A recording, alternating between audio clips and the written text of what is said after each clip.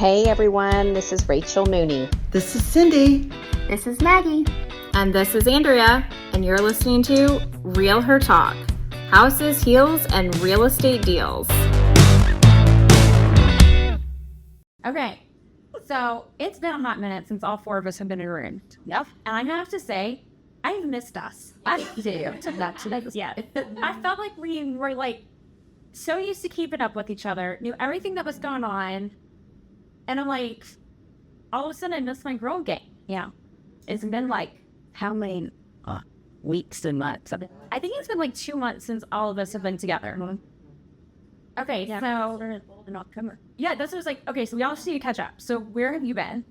So I took Bold, which is, with Keller Williams. It's like a train, 6-week training class. Well, that was 5 weeks, right? The short bit, I think, or something like that. Anyways, but I was doing that on Tuesdays. And so the Athens team, I know you guys did it on Thursdays, but the Athens Market Center did it on Tuesday, and that's your house. So I've been here last few weeks. And you guys did that as a whole team, didn't you? Almost our whole team. Yeah, there was only about, well, there might be only one that did do it. Now that I'm thinking about it, it's awesome. And Lisa and her team, there's 11. So yeah, team is still, yeah. So a lot of them did it. Well, there are 3 new ones that weren't on the team. Only did holds. Yeah, but I think there was like 8 of us that took hold. So we did that. And then one of those weeks, I also spoke at a women's conference, find the business conference. How was that? That was really neat. So it was like TED Talk stuff. So you had I think it was literally had 10 minutes to talk and then 5 minutes for like a Q&A or to challenge them with something. And so I did a mastermind with the girl that put this on. And I honestly did the mastermind because they connected us. A friend of mine connected us. She's a professional business coach or professional personal coach. And so she's like, why don't you take my mastermind, see what it's all about? Because I was kind of thinking, could I do this with women? Could I myself host a mastermind like this? And it's all virtual. And so she was gracious enough to invite me to do it. And so in one of those weeks, I got into the weeds on data and how being a data-driven business truly means that you're successful and you can repeat it year after year. And so you know your numbers, exactly what you do. And she was very much, she loved that. She called me later that day and she's like, well, I want to talk to her. She texted me, you call me. And she was very much, most people don't know that. Entrepreneurs and women, they don't know that tracking your numbers is so important. And so, yeah, my spell was on being a data-driven business and how to do it. Created a little simple spreadsheet for the ladies to be able to put them and all that. So it's pretty cool. It was honestly awesome. I hadn't really networked since you moved to Athens because I kind of was on both full one and didn't come out. And so met a lot of people, and that's really cool. So yeah, and a lot of them did say that it was something that I could actually take and use. Yeah, and it depends again. Don't you feel like that's when did guide? Yeah, that because you want to show up and share things, and then sometimes you're like, I hope that they do something when that. Yeah. Reality is important to me. Yeah, because I'm you're taking time out of your day. You hate the best, right? I don't want to just. But and so yeah, it was very missing with a rich place. I got it. Yeah, I'll send it to you. I know that they did a little YouTube video. I'll send you the video too. They become the Andrea. Yeah. They'll go a little TED Talk. Cool. So if anybody out in YouTube or podcast world wants to see it, we'll plug it somewhere. I'll make our sound those and then I can give you the spreadsheet because they could just pull it. It's a link to a little Google form, but you go in there and pull it. Fancy. Yeah. That's really, this is a great day. Yeah, it's long. Yeah, it's long. So then what'd you do today? Oh, yeah, and maybe cry at team meeting. I know. I know, it's fine. This has been the year of achievement, and there's been a lot of milestones. Yeah. So Andrea had Jeremiah, my husband, to team meeting. That was done by during. So it was really neat. And I think I had a back and forth with my coach a couple of weeks ago. Because I'm an emotional person, but I'm not I don't like to cry because I think I feel like that shows nothing that a most from girl. And so I really fight hard not to cry, but then I always start losing. And this year I just been emotional. Like, I mean, I started losing that in June or May because my kid was going to be a senior in August. And so he's a senior and all the things and the team. But I think what's going on is, it's like, yeah, I've been coaching the team for like 2-3 years now. And I feel like I've grown as coach, I've grown as that. But then like this year also, a team out of Atlanta, has no one team, they basically like would not take no friends and hired me to be a coach. And so that's, actually paid me, which was hard because I was very much like, oh my gosh. And they killed it this year. They've done so well. And, but people have been, I don't need like public praise. That's not me. But I think every now and then it's not praise I need. It's just like assurance that I'm doing a good job. Yes. That I'm like actually helping. Does that make sense? 100%. I don't need you to praise me or give me awards. So I just want that little bit in like, you're doing a good job or this is making a difference. And here lately, I told my coach, like, the team's been very vocal with me of like how we've helped them and like individual agents and just told me like change your life. Like, it's just been a year of people just giving gratitude for that. And I think that's just a like, professional like do it. And so it's one of those, because I think my passion in life is to help others. And like I said, convey like the money is very short, is, money's funny. But for me, it's more than, that's not, but you can't help other people if you can't help yourself. Yeah. And if you don't learn it, you don't learn how to do the business, you don't learn how to grow your wealth, you can't impact anybody else. So it's not that the driver is money, it's growth. And then it's, okay, now I can take more people on the journey. Yeah. And I think too, like, I worked really hard, personally. And if you've been with me for a long time, like, 20, well, Joanna just, celebrated her 20th last week in Arizona. Oh, it's so amazing. Everybody needs to go to President, by the way, y'all. Everybody should go to Sedona. It is truly a life-changing, breathtaking experience being there with the Red Rock. Something about it, like, everybody that I'd said, we're going to Sedona, would go on and on about it, and now I understand why. Yeah, it's absolutely amazing. But, and see, like, we were gone, and our team took, like, I had 4 of them lead huddle, or 3 of them lead huddles. They're like, we got it. Y'all deserve it. So, like, all of those things I think are a lot of fun. 20 years ago when we got married, a month after we got married, I started having severe panic attacks. I've had a couple before getting married, but I kind of really didn't know what they were. And then it got really kind of after we got married. And so that kind of entered a decade of my life that was getting dark. And so I just worked really hard on myself and my mindset and who I am. And I think that this year I've just really seen that flourish and seeing the difference in who I am and the difference that being your best you makes on the people in your world. And I've been very protective of my energy and like even have put boundaries with people because of their attitudes, things like that. So it's been a good year. Yeah, you've been following people like even on social media, which you used to not do. I used to not do. You used to not unfollow, and now you're like, I don't even want to see if they're negative or their, energy sucks. Like you just, I'm not gonna friend you, but I don't need to see it. Well, I look at it as you realize it's not a make, right? Because I can't do this. You will eat that. It's joy in all circumstances, and I think that you can have that vibe, that gratitude mindset, which I'm working so hard to have.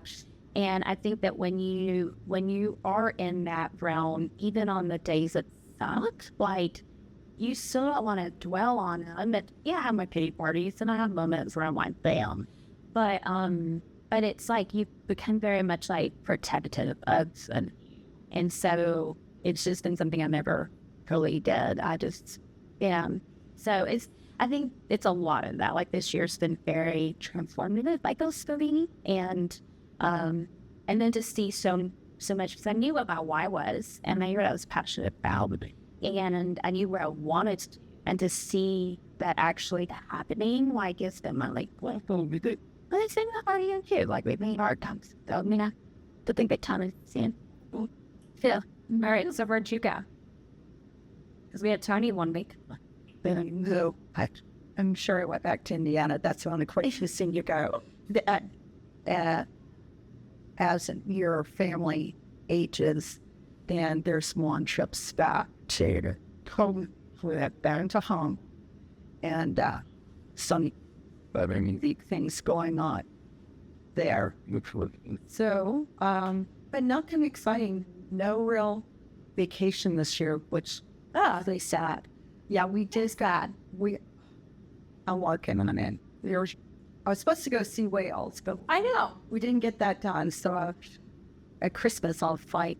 It's best when you have a daughter that's also running a company and has a lot of employees and she feels uberly responsible because all of good friends that are in the same industry came to work for her. So it's not only does your company have to succeed, you got your best friend's livelihood. And so it's been a little difficult for her this year, but I think it's going to get better. She lost all of her puppies, which were all rescue. They just aged out. Now she's got Lulu, and Lulu is a 12-year-old dog that she's fostering. Does she know how to say no? Yeah. I'm like, because foster dog, right? The job she has, it's not like... Yeah. She literally took the month of October and rented a house in New York, New York, and took Lulu with her, and she worked for that month by herself. Her husband has to stay here. My son-in-law is a teacher, and so she went to New York, and she came back totally rejuvenated and real fun because. But I don't know that I could do that. I rent a house, just have your dog, and for a whole month, just want you and the dog. They have a hard time. I'm going to codependent on it. Is that something that would be the holidays? Yes. I watched that on the plane outside. They need to get that. But it was beautiful, and I think she had stayed there before with some friends, and so she loved it. And I guess the lady that rented her the house became friends, and she would cook dinner and stuff. So that was her. She had, but anyway, we're gonna see what whales come with her or without. There you go. Yeah, and so he's doing steps in mine, but. Literally, we did go to Amelia Island for 2 or 3 days. We went to Amelia Island, and it was warm and a deluge for the 3 days there. No. Then we go over to Tampa, and it's beautiful sunshine and 38 degrees. So you had pouring rain or 38 degrees? Yeah, that was That's so random. Yeah. Yeah. It was random. It was like stayed at a lovely Airbnb that over in Tampa on the north side of Tampa. We have friends there. Yeah. But it was 38 degrees. I know. And it was cold. We were turning on the heat. That is not okay. And I'm not able to do that in Tampa. No. There we go. Yeah. It was had a heated pool too, and you knew how cold it was. Because all you could see is all the steam. Yeah, that's cool. All right, Rachel, where have you been? Where have I been? I don't know. I mean, I was just like reflecting. I don't know. I literally was just reflecting, like, because I feel like this might be a reflection of what 2024 year was like. This whole podcast. So I was just reflecting on like the things that I've done or haven't done, I didn't do well. And so I was just thinking through that, like what did I do? I think 2023 took me so far down that I am just lucky to be here 2024. Does that make sense? As far as like, when I look back at the stuff I've dealt with, when they get. Okay, I'm gonna get the bucket so she is okay. Today is clearly the day. We're all in the fields. Be careful. Yeah. Listen, here's the thing is, like, it's been a good year, but it hasn't been a good year. You know what I mean? Like, it's been, like, I survived. And so, and you always feel like sometimes, some years you're like put on a shelf and you're just sitting and you're like, why am I sitting on a shelf? Like, there's nothing great that's happening. And then there's other years where there's great growth. Yeah. Right? I always thought this year was just a year of sitting on a shelf and going, okay, you're just kind of surviving and getting through. But it's also, like, I dealt with a lot with my dad, and then getting through it to Millward here was now here. You know, he's always been 2 hours away from me for 23 years. So, and then when he was my dad, I lived with him, he traveled. So I was never had him around except on the weekends. Now he's a mile down the road, even though he doesn't really call or know. He thinks I'm 14 and he's 50, and sometimes me and Olivia are sisters, and sometimes we're not. He doesn't know a lot of things.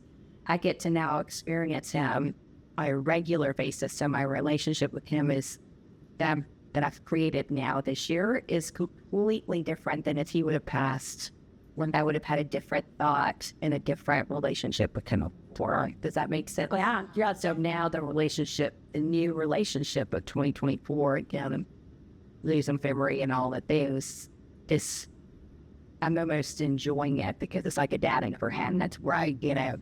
But then when I look at business, I mean, business is, you know what I mean, as far as like what I feel like I'm supposed to do. But it hasn't been a bad year. You know, it was a climbing out year from 2023, and still I've done really well. I've had people cycle in life and cycle back out. And so I think now I'm just trying to figure out, I'm 50 years old. So it's like I'm almost trying to refigure myself out when I should know myself at 50 years old. You know what I mean? I don't know about that. But, you know, I'm going to expect, like, okay, you're older, you shouldn't have all this stuff figured out. Well, I don't. And just, I don't know, but I would have thought at 50, I would have at least been like, do you feel 50? No. Right. You know, like, no, I mean, do you feel your age? No, I don't feel my age. Do you feel your age? But I do think sometimes people treat you that does your age, even that you may be. I don't consider myself what I always thought of as typical 70-year-old woman would be now. But then maybe I am the typical new 70-year-old. Yeah. Because I can't imagine any of us in dusters except vintage. Sitting in Austin, maybe what are dusters? No. But so all of us know. Okay. So You're smiling and nodding. The little flowered, But like a movement with the snaps down the time. Is that fun at dusters? I had moo-moos. I have a Well, I have a moo too. Everybody should have a moo, right? And I go to the moo a lot, and it's really an Amazon dress that has pockets and just fits in this so soft, and it's longer, so you don't have to worry. Yeah.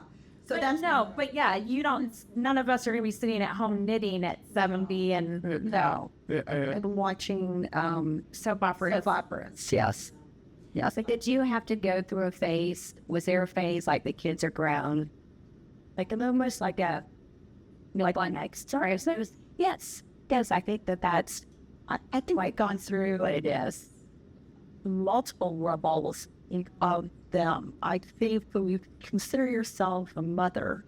And, you know, when I've always worked, but it seems like my category was I was a working mother, not a career woman that happened to have children. Right. Yeah, that's fair. And I put all of us in that category. Yeah.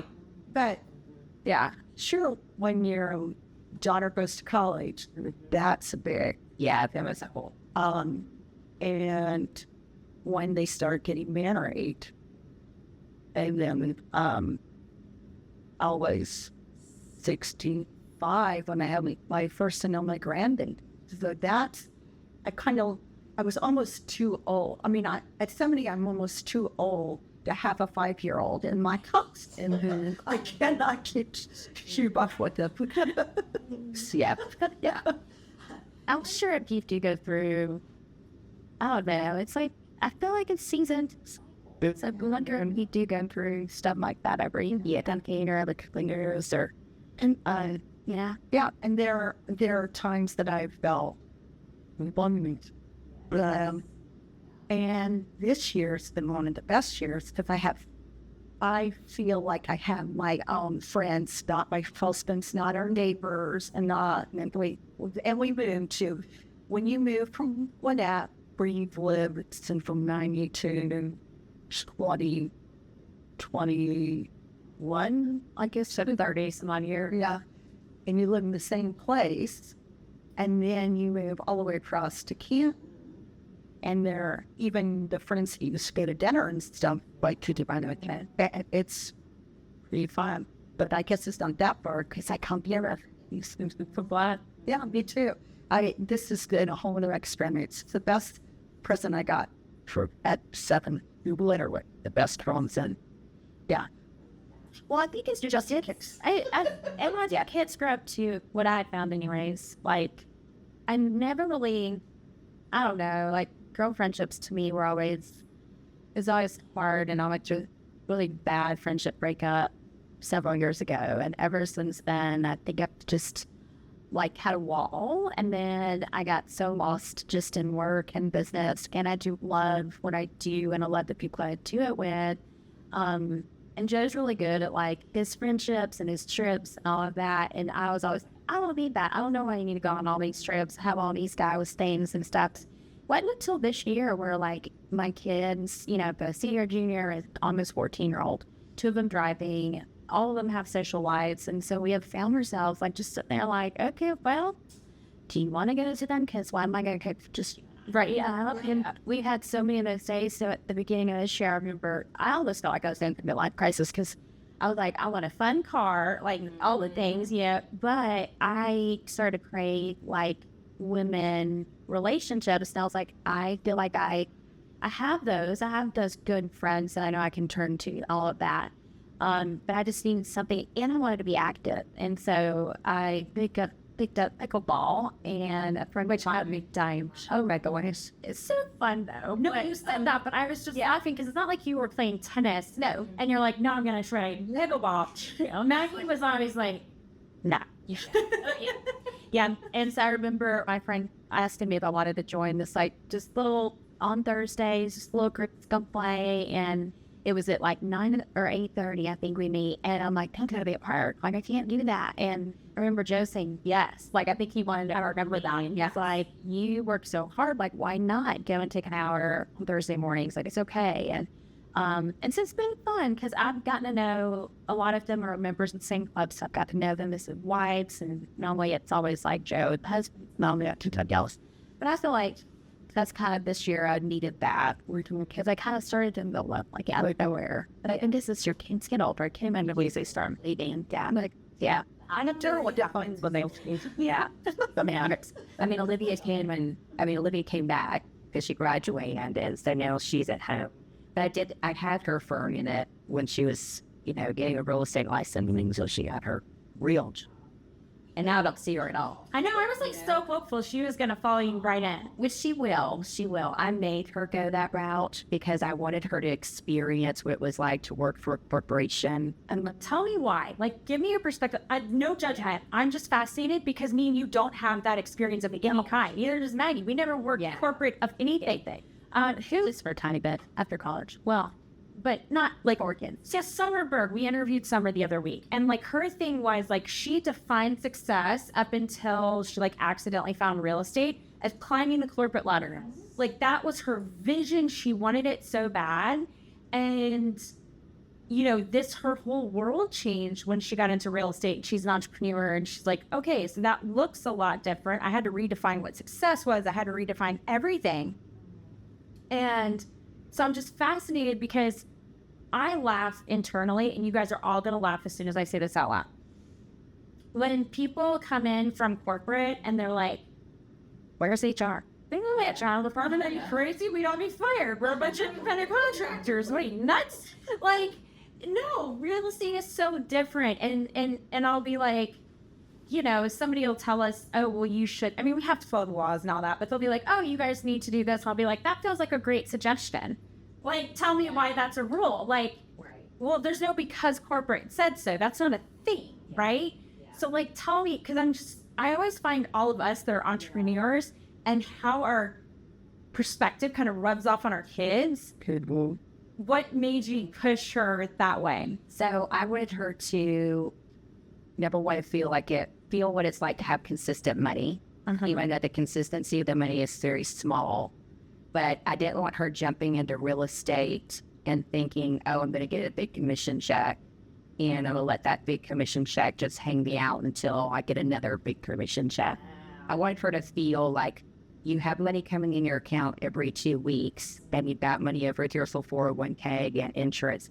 So when you get into real estate and hustle, because you need to have those consistent checks coming in and not riding on big. Or stop working just because you got a big closing and then you're that age. Right. Yeah.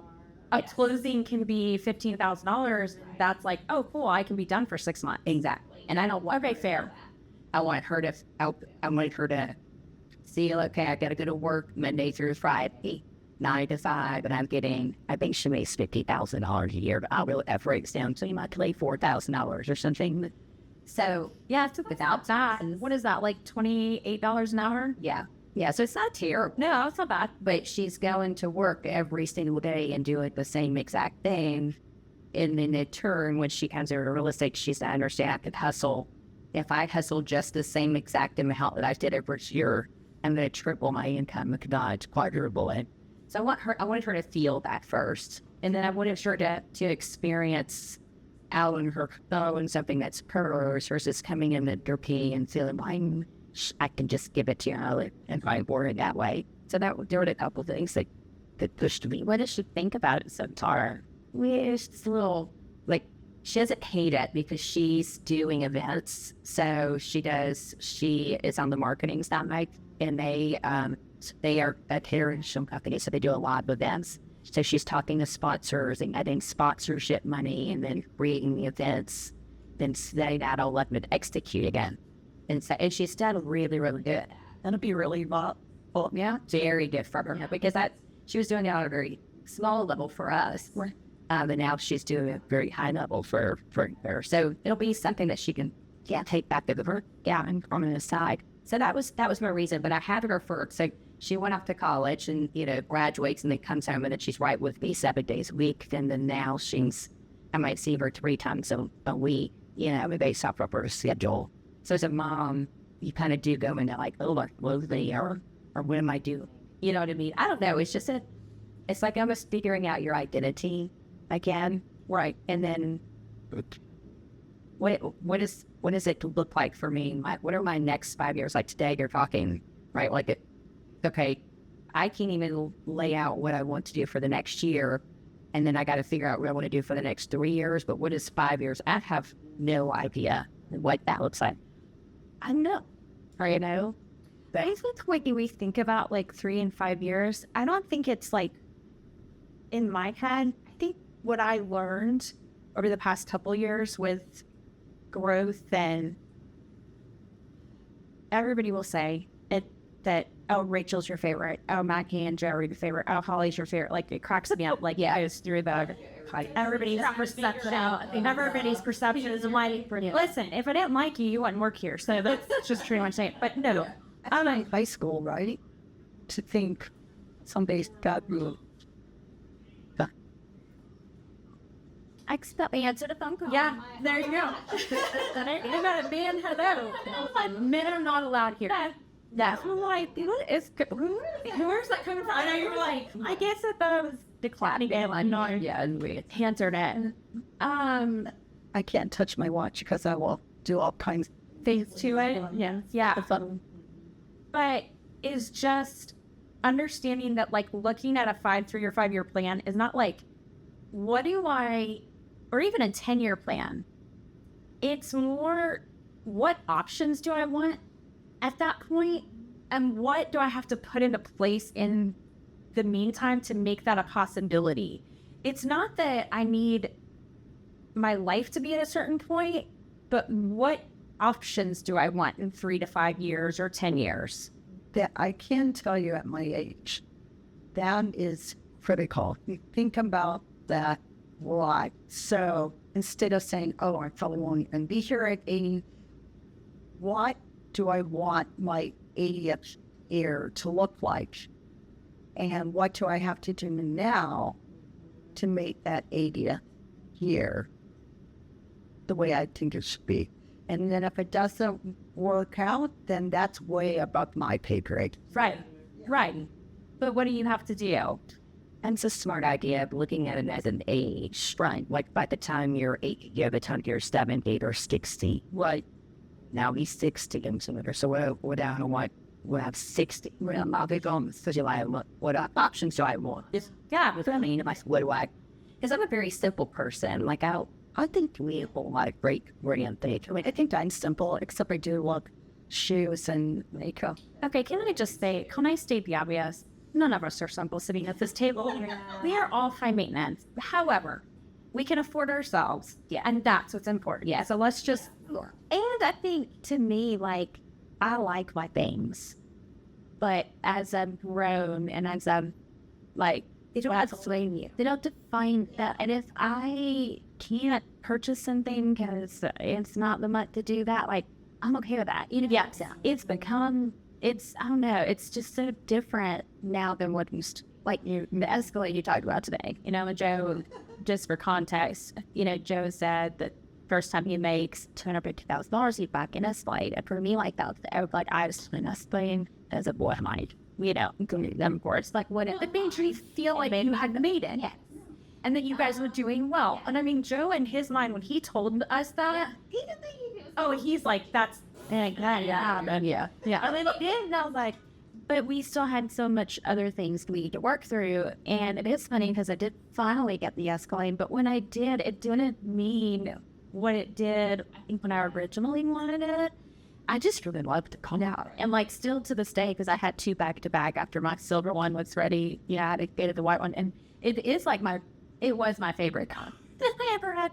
But we even talked the other day, like, cars were always such a thing to us because they just, like, defined you, or they, you know, I don't know, they touch. And now it's like, here. Yeah. Like, you know, like, so I love my Volvo a lot, but, you know, if I ever need to grab something else, or never driving a minivan again. oh, no. That was the one thing I loved. Yeah. But now I'm like, I want it, but I want it paid off. Like, Right. You know, so it changes, and, like, you start to kind of, you know, it's cool. Like, the things are great, and I love my things, don't get me wrong.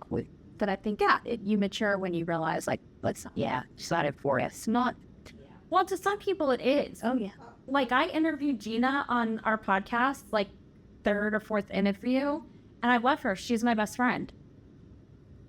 If she walks out of the house and, like, half of what she's wearing doesn't have some sort of label, she's not a happy person. Like, that is her love language, is her husband spoiling her. Yeah, I agree. So it's not even so much that the brands, but it's like, that's him spoiling her. But she's the primary breadwinner. Yeah. She's a multi-millionaire that didn't graduate freaking high school and started from nothing and built it from complete scratch. But it's her love language. For us, we just all have very different love languages at this point. Right.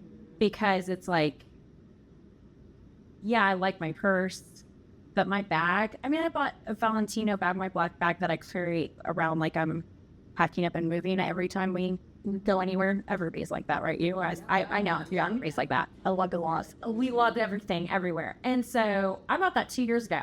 It is not worn out. It is not. Right. It's a great leather. I didn't even pay that much for it. I got it. My credit card, my Amex, every 6 months you get $50 credit at Saks. Plus, if you did Valentino, there was an extra something that I got credit back on my credit card. And plus it was on sale. I think I paid like $175 for it. It's 2 years old. It's not getting replaced until it is like, I'm dying. Yeah. Yes. Well, and too, I think it's always important to have the vision and the goals, because then you realize, like, you know, like Joe and I all of our friends and everybody we know, they're building these beautiful, large homes, you know, like just custom and nothing against that at all whatsoever. But there's power in knowing that you can be something, but you don't want to do it because of what that means and because of what you want 10 years from now versus what you want now. And I was not that person when I first got into business. I wanted it now. I didn't care what it looked like. I didn't care what I didn't care what 10 years looked like. I think the older you get, you realize 10 years comes very quick. And so it's like all of a sudden that's important and, you know, and whether we build our house one day or not, we shall see. But I do know that I do love my home now, and it's very easy to manage, and it's not too much to also. Yeah, so it's just and things are things. Yeah. So JoJo decides. Do you guys know this? Well, I guess she said he decided not to play golf. But hold it. Do you guys know the journey, the golf journey? Like, how long has he been playing? You guys sure have been making decisions for years, even life things, school, like what he's doing, all kinds of stuff based on him playing golf. Yeah, I mean, he started playing kind of here and there with Joe when he was young. Like, I think his first round of golf was like his 8 or something like that. And then he started kind of playing more in middle school, found that he was just naturally good. But he also played basketball, and I love basketball. And so it's one of my favorite sports. And he played it competitively, and then played football too. But then he just, unfortunately, puberty came later for him. And so his middle school years, he was very tiny. So he didn't see the court a lot. And so we begged to move to private school that we're at now. And we're like, well, anything for sports. Like, that's just not happening. It's like, I get more time, there's more opportunities, smaller school. You know, because Jefferson's large. And like, it's athletically, they have all the athletes. And so that, you know, like small schools, you can play all the sports because there's that opportunity. And larger schools, like if you're not on a club team, you're not making a soccer team, you know, like things like that. But, and so, I remember he had played golf over the summer with like a league, and he wanted to do it again that fall. I was like, this will be your last football season with your friends, like you should play football. And I still regret to this day because he had a terrible season toward it. Again, he was tiny. Thanks. So anyways, we long story short, we do end up going to the private school, and that's a whole other journey. But he had decided with basketball as well, because his coach, when he went to the coach and said, how can I get more playing time, the coach just said, I'm sorry, buddy, just got great.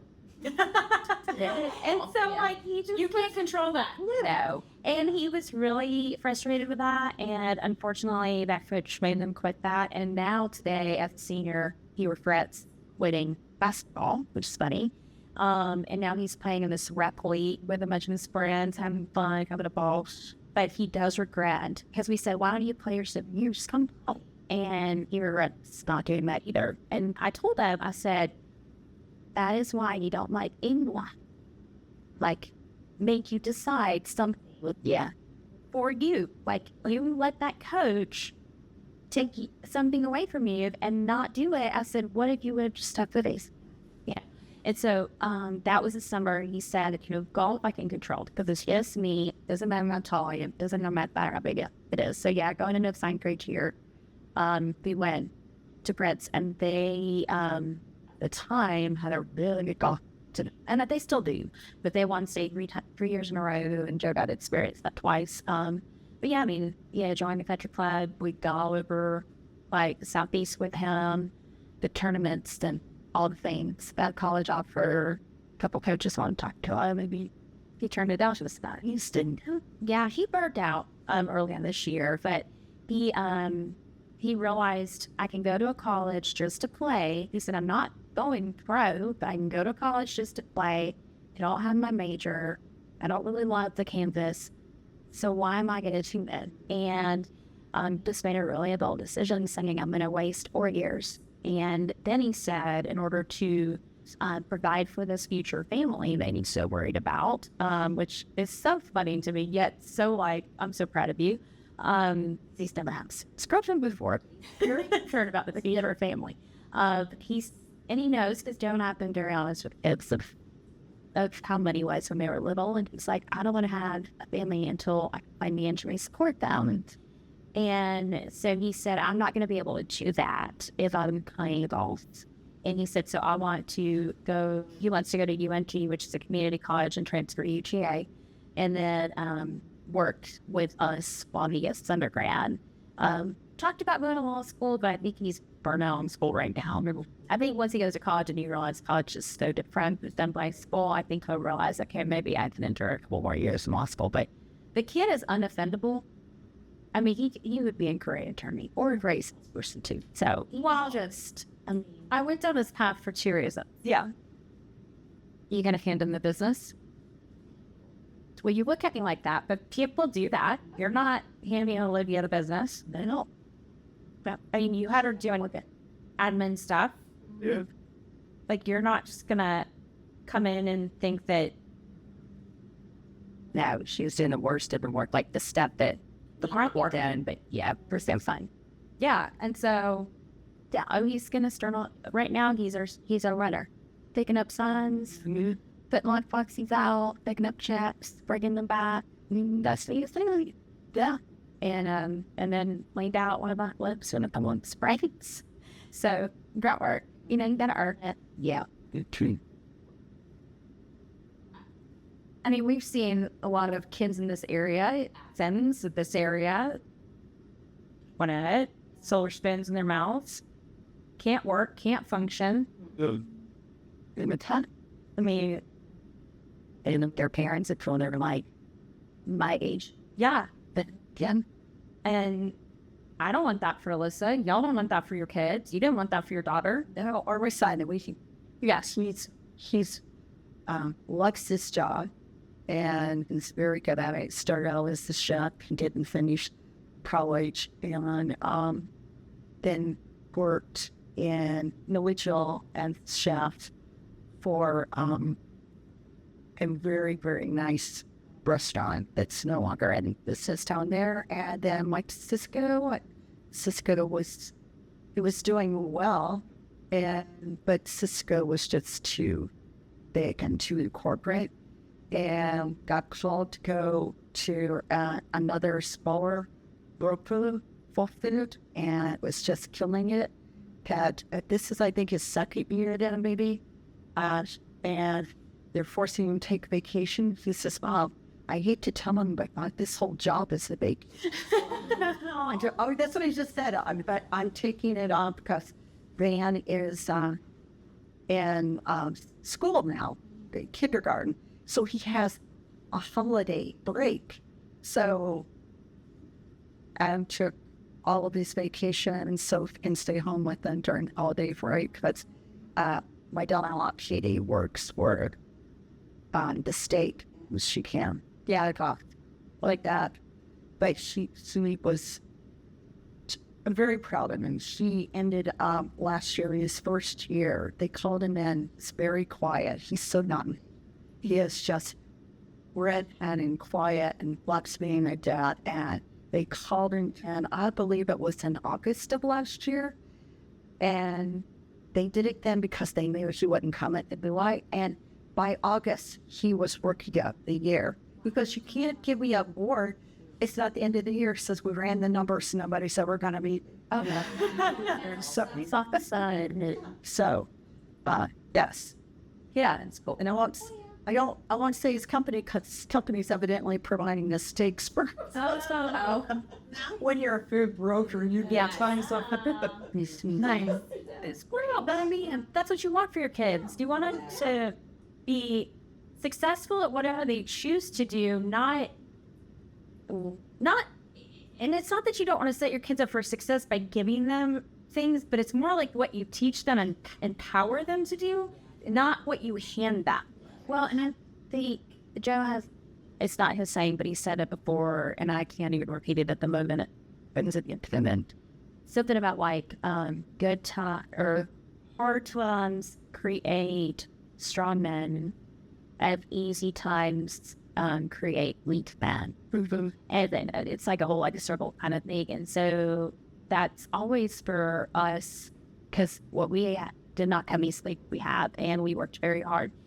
And our fear was always that like our kids would have to work ethic and the grit. And so watching JoJo and him wanting to work and him wanting to learn, it's like, oh, you know, but at the same time, like giving them the world without making them feel even just so hard, because we both did come from nothing. And I do want my kids to drive a nice car. I didn't get that. I didn't have an old park base. Yeah. You know, and so it's like, what's that balance of allowing them, you know, like this don't have a job, because I want them to focus on school and all of those things. And so it's, you say that, but your kids are, oh yeah, they do. They work for us. Yeah, I was like, Lisa has been working for me since she was 13 years old. They work for you. Yeah. They don't have a job, but yeah. I mean, JoJo, when he was the only driver, they did the sisters, and every now and then he's like, I don't want to drive anymore. But I mean, every errand that he comes around, he runs it. I mean, Mary the same, like she's, you know, things like that. And, but yeah, because we were very much scared. We like kind of want them to be entitled, and I'm seeing, you know, that happen and how it affects them. And, but I'm thankfully, like we were taught also through, you know, KW, that you can set up your estate so that they just don't get free reign on it either. Like there are stipulations in our estate, and we want the money. And I'm thankful for Joe for that, because he's got a, you know, balls. I'm like, they're out the world. And Joe's more of, you know, because he's like, I'm fighting to raise a son, you know, that is going to be hardworking, that's going to be a good husband, it's going to be, you know, all of those things, good father. We said, and I'm raising the girls to know to look the man husband. Yeah. And so, you know, it's just, we just hope, we think It's so funny. If my daughter calls and says, can I speak to Pops? There's money involved. That's the way it always was. No, I'm not. I was the one that grew up. I knew. I mean, I didn't care, but I grew up. You grew up in a community of Southern Indiana, all farmers. Everybody looks the same. So I see nobody that's got. It wasn't until I got to college that I even heard of a brand name, something, you know. And I can't even remember what the first one I go, I don't even know what that is. yeah. I showed up I think I told you this. I showed up at Indiana University with homemade dresses. And quickly figured out, because this is the 70s, dresses were not in per se, or at all. So, well, if they were micro minis. Yeah.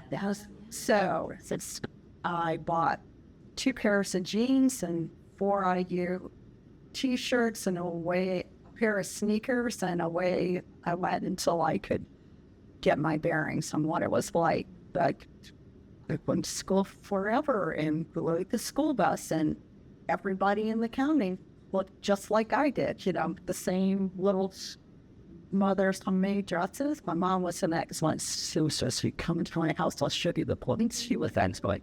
But yeah, it's, and then Greg, my husband, grew up in coal mines of Kentucky, and they then had to leave when the wars, basically it was war, gun battles in the streets, so they had to leave, shut down the mine, they had to leave, they came to Indianapolis, and he was raised afraid, because they were now in big city, and they didn't know, like, understand, and there's so many things. My husband is such a great man, but there are so many things that now, as you lived with him for 46 years and stuff, that you see the very same triggers that his mom and dad, and it's helpful that my husband's 6'5". Yeah. he's a big guy. So, I don't worry about him, but at least not where I was going with this, except that, But you guys passed on very strong work. Yeah, you did. yes, well, my father turning in his grave if my kids were not hard workers. Yeah. That one. My mom had 4 kids in 5 years, so we all had to work. Yeah. Yeah, my mom and dad, why didn't each other fought. Yeah. It's not always a bad thing. No, it's not. It's not that. And I'm really grateful. And you were talking about your father. You know, I had my little sisters and memory care.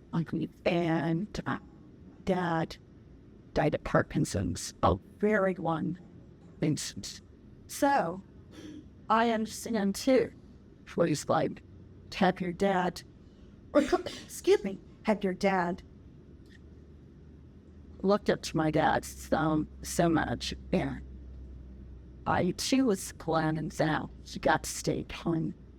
Many night ladies took care and come and stuff. Yeah. And then my mom and Ducklin's dementia, but she got to stay. And then he said, we were just talking, I'm just praying. Yeah. So we stopped that. Yep, all done. Yeah. Yeah. So, but I do want to circle back. I'm very seldom really feel that when you got something and it was lovely and we thought, oh, well, this is just a blessing, that turned out to be a game changer. And for mortgage people, or at least when I was coming through as a mortgage loan officer, real estate individuals and realtors always, for most part, make more money than a mortgage trustee would. And I found when I got my BMW convertible, the one that was in James Bond, and every day I got my Porsche convertible. It was a game changer on how real estate people proceed.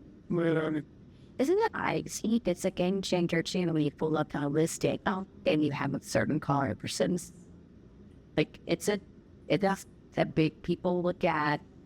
They look at what you drive as either being successful or not successful on. The sellers look at that same thing. They pull up on listing, And it's a little bit of a double-edged sword when you're the mortgage person, because then they think it's making too much money. Yes.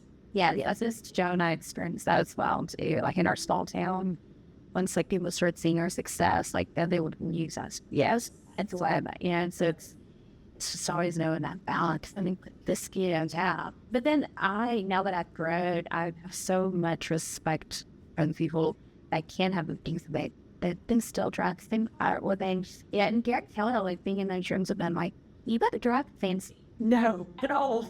I'm being like, neither does Brian Fair. Yeah.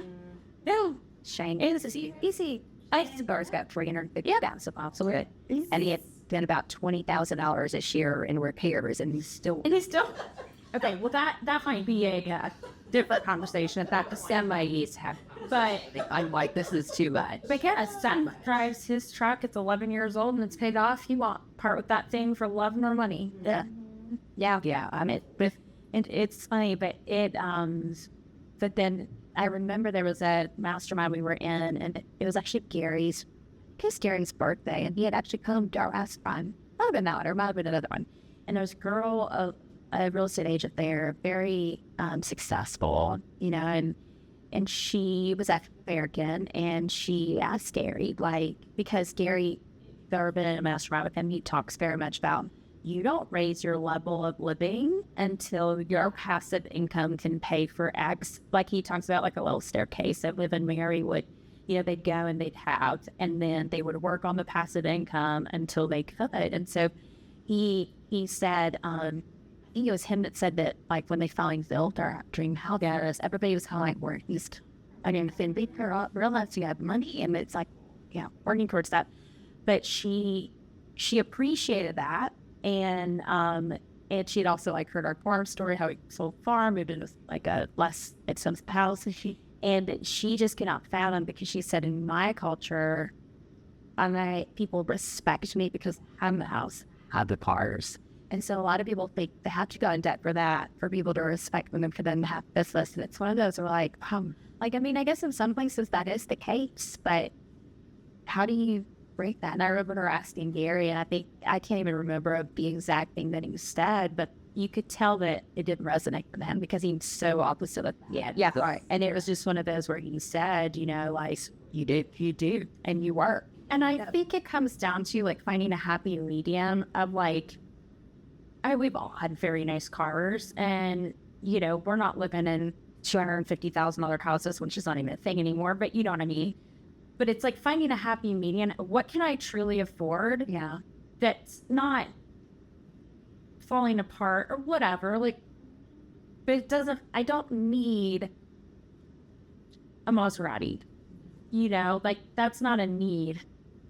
And I can still show up in what I drive and it's nice and all the things. I think it really is finding a balance, because I agree. And Gary is so detached from that stuff, but I do think there is a certain, to a certain demographic, or no matter what, certain people find that important. I mean, I think if you want that, that's great. You know, if you can afford it, and well, that's the key. If you can afford it, and that's the key is being okay. I think Jim Carrey said, if you're not willing to like basically downgrade your life or whatever lifestyle, if you're not willing to downgrade your lifestyle for a year because of what other people think, then something, I can't remember the exact, it was something along the lines of like, you're never actually going to be wealthy. Yeah, I can't remember the exact one. Or you care too much about it. If you're not willing to downsize your life for a year to get the things that you want, then you care too much about what others think. I think ultimately that's probably, you know, it's knowing that it's okay to, I think we're in a culture where like everybody wants everything now. Oh yeah. You know, and it's like being okay with wait and working towards it, you know, and thanks to self. Yeah. A lot better. Women are not killing their style, like you're not house bored. Oh yeah, make hush for it's like you're like you have people that drive $100,000 cars and don't own a house. They don't own a house and they can't own a house and they're still in debt and they don't know why. And it's like, oh my goodness, funny Gordon. It's for me. That's not as. No, there's people I know that had $150,000 Range Rover and a $180,000 pickup truck that was totally tricked out, don't own one piece of real estate. You're like, they must go back and just have that theory that you don't use the guy that, up the time you don't want to own anything. Yeah. No, they just are like literally that lazy and just like, nah, yeah, we'll buy something if we find something. It's no big deal. And it's like, you're taking money and flushing it down the toilet. I will volunteer. I know. Yeah. As you said to you. Yeah. To like, just give it to like literally anything. I mean, you're talking, you've got $320,000 in 2 vehicles. Right. That's insane. That's nuts. It's like, but it has back massagers. I don't care what it does. They get massage. Just driving them. Normal. Yeah. Yeah. Yeah. Yeah.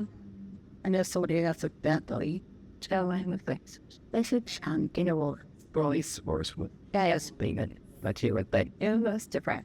Most people that don't bet like the ball. Yeah, I think those hopefully, yeah. But yeah, hopefully. You definitely so. Yeah, he's a Joel or not. So, yeah, done. I've gone. You can kiss. I can just would be the same. This is true. I'm whispering in this. A $9,000 car payment is. It was something so ridiculous. Yeah, it's pretty crazy. When we went to, where did that just go? We just talked about this. We were at this on October. Yeah, I went on my birthday. I can't forget about it. Cabo or wherever it was. We went with this feeling that that's where you were. No, that's right. Yeah, it's like, you know, Thanks. Make some with some. I would have Cosmo. I would have Cabo in August. Cosmo in August. Okay. Oh, Miss Travel. I forgot about all that stuff. So anyway, we went with 3 other couples, and they are all very, very well off. And this one couple, we went shopping around for the day and looking at jewelry. And this is the couple that has the boat. We stood with them. This had a huge yacht. I mean, they're just you're embossed about. And we're walking around to the jewelry store, and the jewelers are paying attention to them. And Shane's like, "What do you think about this ring? I said, "Oh, well, it's fine." I said, "But we get you anybody pay attention to them." Yeah, let's follow them. They're doing a lot more fun stuff. I'm gonna chase them around the jewelry store. Now, look at this. I mean, yeah, looking at like $1 million necklaces and ring, and stick out because they're very flashy. I mean, everything they have, they afford it, and they do very, very well.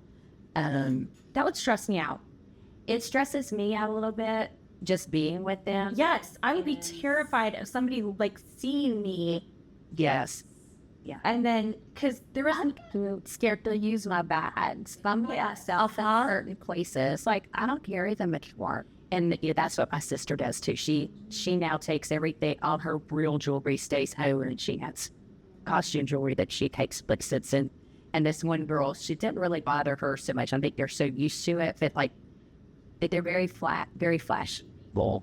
I mean, just the stuff on their wrists, so everything, and they travel everywhere. and they're not nervous about that stuff. They're not nervous about it, which is so random to me. Like, I am, and I guess that they're not. No, there was just a guy that was killed a couple of months ago, and it was somebody saw him in a restaurant, saw him, he was well dressed, he had a very, very nice watch, nice ring, whatever. And I mean, he was a guy, so it's not like he was wearing some diamond. Man down. Staying one. It wasn't like he was wearing some like huge diamond necklace or anything like that. But another guy followed him out, and him and his friend killed him just to rob him. And he was at a normal restaurant. Yeah. And he had a decent amount of cash on him, not like thousands and thousands of dollars, but he had cash on him, whatever. And I'm like, they literally killed him to rob him. Yeah. And I'm like, that just happened. I'm terrified of that kind of stuff. Yeah. They're not, but where they live in Mississippi. Well, that sounds even scary. Well, let's remember the name of them. But Jill has said, like, sometimes she's scared to drive her car to, like, the grocery store and stuff. Said they won't drive it. And then they have a condo in Destin, which is 3 hours from the current house. And that condo is very, very nice. I was to say they probably are safer in Destin. They are. Because the REA is fine. Yes, yeah, they're fine there. So it doesn't bother her there. But sometimes at home, they will find that color. So it's pretty crazy. But anyway, just saying all that, it is fun to follow those around because they do have, I mean, they don't, now they are very conservative too. Like, even as she was trying on the fancy jewelry, I mean, way more money than I could ever even think about having on. She wasn't going to buy it. You know what I mean? And she I will say his name. He won't. He's super conservative because they grew up very small town. Neither one of them. I think she's out of high school. He graduated high school and never went out to college. It just kind of fell like things to die for. And then fell to this opportunity to create a company of something that was a missing piece, right? And let's just has snowballed from there. Yeah, but so they're very conservative in that fact too. But it is fun to watch them, like how you treat them. You're like, ooh, this is kind of cool. Yeah. Oh yeah, I follow Gina around, and everybody's like, "Give me her champagne in any store you walk into," and I'm like, "I'm just with that one." Yeah, I'm just with them. Yeah. Well, I'm glad we got to catch up. I know. It's end of year here, but this episode won't drop until next year. So when people are listening to this, they're going to be like, why were they reflecting? I know so hard. But honestly, it's the end of the year for us. And I'm excited about 2025. We truly am excited about that. All accounts like me that I'm used to. Hey, so people are ready to turn the page. Yeah. Yes. Yeah. I have like a renewed energy of excitement. I feel like, you know, like with the pandemic 2020, like it was still so, I mean, I'd say early, but you know, like at the end of 2020, we were all like, I don't know why I actually had, You did over Christmas Day, yours. I know, Christmas Day. I remember talking to you and you're like, oh, I was like, oh, honey, feel terrible. oh, that's so sick. This was sad. But I remember, like, was it 2021, that following year where everybody was like, it's time to turn the page. Yes. Yeah. But then, like, the following year, it's whatever, we kind of endured. It was in that this year, so many people were like, I'm ready round to change. Just to it, we something new to have exciting. Yeah. At the end of 2023 was not really a good year for the mortgage industry. We thought so many high hopes for 2024 because they kept saying, get out, it's going to change your Gary never said that, so we knew. Yeah. We had all hunkered down. We all knew. The rates and spurt and change. The market would have been way back where it was. It'd been pretty back down. Yeah, and Gary was like, no. He kept telling us just like, you're not at the bottom yet. You're not there. You're not there. It went until what? Was it 9 camper family reunion this year? And he said, what at the bottom? Mega camp. Yeah. It took until August of this year. And he was like, good job. We're here. We're here. Here you are. Yeah. And so 2025. I'm excited to go to family reunion. I did to go to Vegas, to be honest. I mean, we're gonna not. Oh, I love Vegas. I do too. I do. It's so stomach and shit. Yeah. So that's bad. It's so exhausting. And just being on the other 600 and big and expensive. And yes. But I'm just ready to hear. I am too. I would say I want to know, like, now that election's over, now that, you know, this settled somewhat, I would know what we're going to do with our chief Carons and this too. That is, because he's good. He is so good. He almost predicted to the date what has happened. Yes, yeah. And he's like one of the very few, and I try like externally not to quote him as much because he is our chief economist, and so it feels like a little skewed. Yeah. But he's the on point. Yes, he's the one that said, we were at Mastermind October 23, and he's the one that said if we're going to be in the 6-7s at the end of 2024, like, I hope I'm wrong, but this is what the data shows. We may civil dip, probably not, blah, blah, blah. And I remember at the end of 2023, everybody saying, oh, it's coming down. And everybody, January, February, is like, it's coming down. And I'm just like, yeah, Ruben said no. Ruben said no. And so I think that helped our team be like, we're just going to try it. We're going to go. Like, we're going to treat it as we're going. And I mean, here we are in 6 just where he said we were great. Yeah, well, crazy. And I really do believe the country cannot go back to trend free. No. Percentage. It'd be just great if they would get to the high five. High fives is fine. Because if you look at a historical, that's where it's supposed to be. And well, and every time there's been a recession, what they do obviously is they lower the interest rate to stimulate the economy, to create the spending that they need. But every recession, they've had to reduce the interest rate more to do it. So like, if you ever tried to hover in those ranges, the economy's ruined and there's nowhere else to go. Yeah. So there's just no way. And yeah, we're in a housing recession at the moment, or that we have been, or coming out of it. But other industries, it was not it wasn't like when everything exploded. But yeah, in the housing industry. So that's what we feel. That's what we notice. I mean, travel and the, food and beverage industry got decimated during COVID. What rationalized that, like, agriculture, they're in a down market too. Yes. Because we met with a friend of mine, her husband in agriculture. I was like, wait a minute, y'all know about market? Like, it was up and down. And I guess I was so, like, just nuts.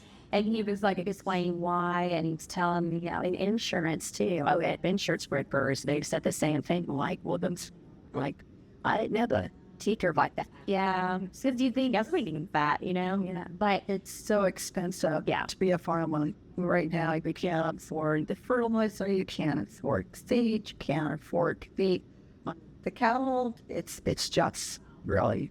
And I was trying to think of the 3 scenarios he gave us, because when we went to bag camp, Gary said one of these 3 things could happen. And I remember one of the scenarios being a great Q4, and that's what we were all kind of hopeful, but that did not happen. Because we went stagnant like November. But then the other one, I think, was a good Q1. Yeah, he said something. He said, yes, I vividly remember that because he was like, it's either basically going to pop here or here. Statistically, like, it will be one of these 2. We're hoping for this. Because it looked like Q4 was going to be great. And then it was November hit, and it was like November hit, and like the brakes hit. And I'm like, and it feels Q1. And yeah, so they're praying Q1. Well, that's why everything we've been talking about is like put your foot to the gas while everybody else is unplugged. Right. And Yeah. that's the only option we've got. But I can't get, like, if you're not in our like circles, most agents that I like am friends with or talking with or whatever, they literally pulled the plug December 1st. Oh, yeah. I mean, gone, to the point where it's like not answering phone calls. And I'm like, We don't know how many agents I've reached out to ask about listings and stuff. That I get not one call back. They're like, what the heck? nope. Nothing.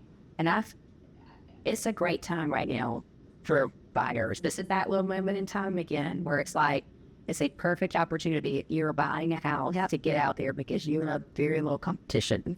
Yes, that just got one of my past clients. I sold her, You did her loan, Carrie Snyder. sold her house 12 years ago. She calls me. I mean, completely out of the blue weekend before last, is like, hey, I know it's been a minute since we talked. It's been 8 years. I know since I worked my database. And she's like, but I'm ready to go ahead and sell, and I know which house I'm going to buy, and I already put your name down as my agent at the new construction community. And I was like, Excellent. I'm like, Let's go.